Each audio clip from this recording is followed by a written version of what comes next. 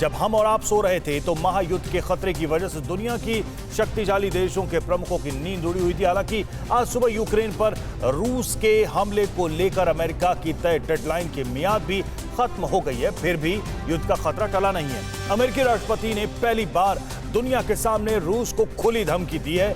America ने कहा है कि अगर रूस ने यूक्रेन और अमेरिकी नागरिकों पर हमला किया तो उसे वो पूरी ताकत से जवाब देंगे। अमेरिका ने साइबर हमले की आशंका को लेकर भी रूस को धमकी दी है। अमेरिका और नाटो को यूक्रेन बॉर्डर से सैनिकों की वापसी वाले रूस के बयान पर भरोसा नहीं है। रूस और यूक्रेन के बीच युद्ध के खतरे से जुड़ी सभी बड़ी खबरों के लिए देखते हैं टॉप 9 महायुद्ध का डर।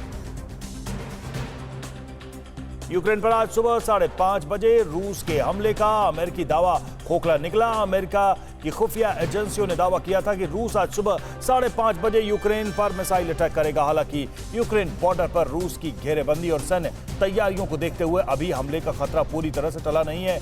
नाटो देशों समेत पूरी दुनिया की नजरें अब भी पुतिन पर टिकी हुई हैं, क्योंकि युद्ध या शांति का फैसला पुतिन को ही करना है।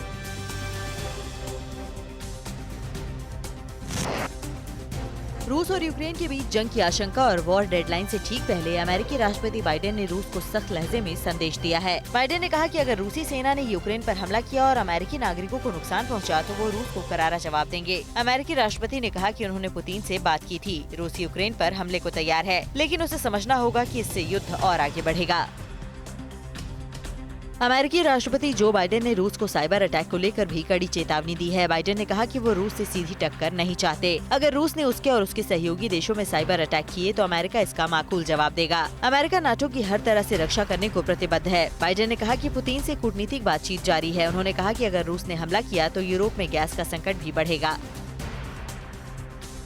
युद्ध के संकट को टालने के लिए दुनिया के ताकतवर देश एक दूसरे को फोन घुमा रहे हैं। इसी कड़ी में कल अमेरिकी राष्ट्रपति जो बाइडेन और फ्रांस के राष्ट्रपति इमैनुअल मैक्रों के बीच फोन पर बात हुई। दोनों नेताओं के बीच इस बात को लेकर सहमति हुई कि बॉर्डर से रूसी सेना की वापसी को लेकर किसी भी दावे के हर स्तर पर जांच पड़ताल की जरूरत है। दुनिया को महायुद्ध के खतरे से बचाने के लिए कल अमेरिकी विदेश मंत्री एंटनी ब्लिंकन और रूसी विदेश मंत्री सर्गेई लावरोव के बीच फोन पर बातचीत हुई। इस बातचीत में ब्लिंकन ने रूसी विदेश मंत्री लावरोव से कहा कि अब भी बातचीत का रास्ता खुला है। इस संकट का शांतिपूर्ण समाधान के लिए कूटनीतिक रास्ता ही बेहतर है। अमेरिका समेत नाटो के कई सदस्य यूक्रेन और रूस के बीच तनाव को कम करने के लिए हर संभव प्रयास कर रहे हैं।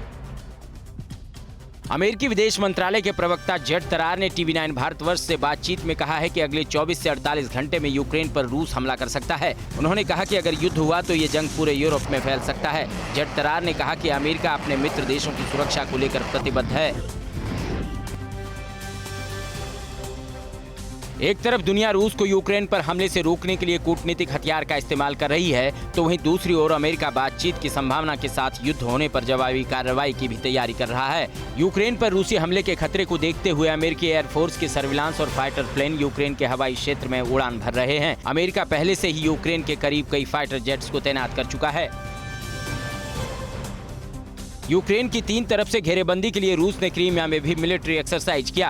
क्रीमिया में कल रूस की सेना ने मल्टी लॉन्च रॉकेट सिस्टम के साथ युद्धाभ्यास किया। इस युद्धाभ्यास के दौरान एक साथ कई रॉकेट दागे गए। इससे पहले सोमवार को भी रूसी सेना ने क्रीमिया में युद्धाभ्यास किया था। रूस ने साल 2014 में यूक्रेन का हिस्सा रहे क्रीमिया पर कब्जा कर लिया था।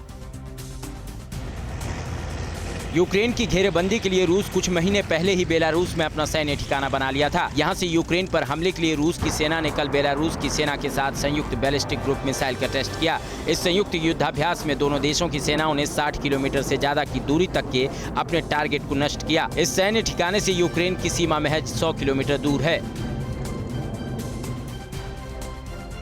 परवाह देश की, सोमवार से शुक्रवार रात 10 बजे टीवी 9 भारतवर्ष पर।